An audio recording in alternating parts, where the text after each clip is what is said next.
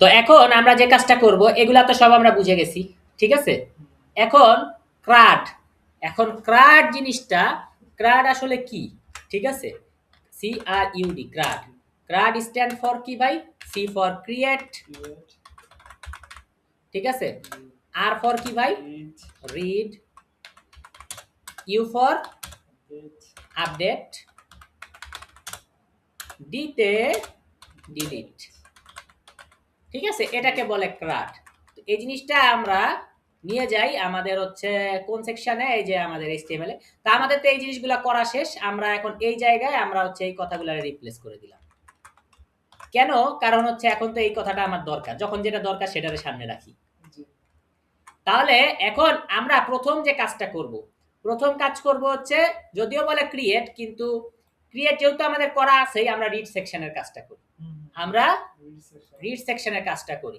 তাহলে রিড সেকশনের কাজটা করতে আমাদের যে কাজটা করা লাগবে সেটা হলো আমাদের স্টুডেন্ট কে ইম্পোর্ট করা লাগবে। অলরেডি মডেলকে ইম্পোর্ট করা আছে, কারণ আরো আগে একবার কাজ করছি, ঠিক আছে? যেহেতু করা আছে সেহেতু তো আর আবার নতুন করে করা লাগতেছে না। তাহলে স্টুডেন্টের সবকিছু পাওয়ার জন্য তাহলে আমার এখানে হচ্ছে রিড সেকশন আমি খুলবো, ঠিক আছে?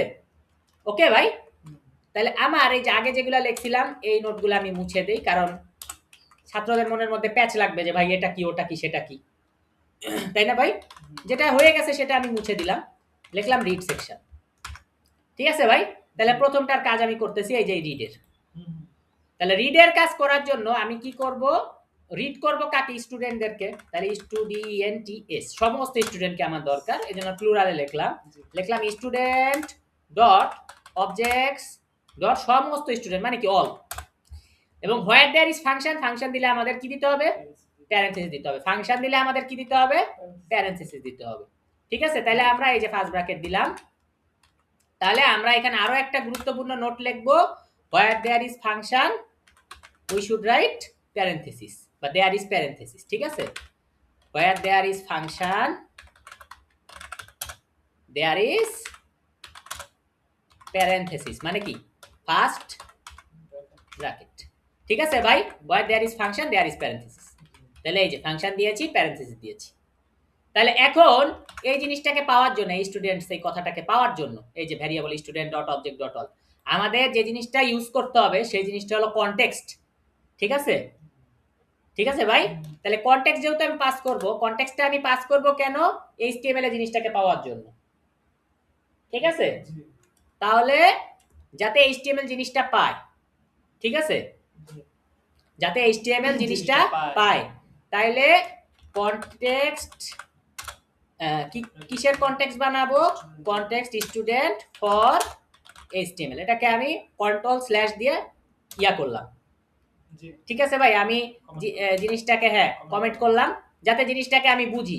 তাহলে আমি কনটেক্সট লিখলাম।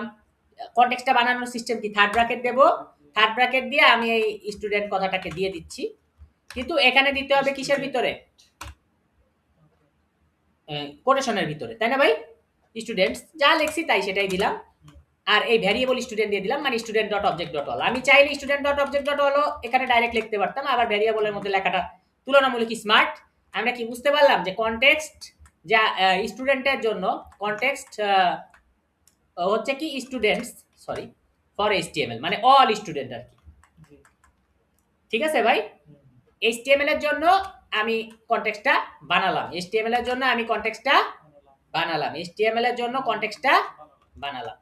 আচ্ছা, তাহলে আমাদের রিড সেকশনের কাজ হয়ে গেল, ঠিক আছে? তাহলে রিড সেকশনের কাজ হয়ে গেল। ওকে ভাই, তো এখন এইচটিএমএল এর কাজটা আমরা পরে করতেছি, ঠিক আছে? পরের ভিডিওতে আমরা এইচটিএমএল এর কাজ করতেছি।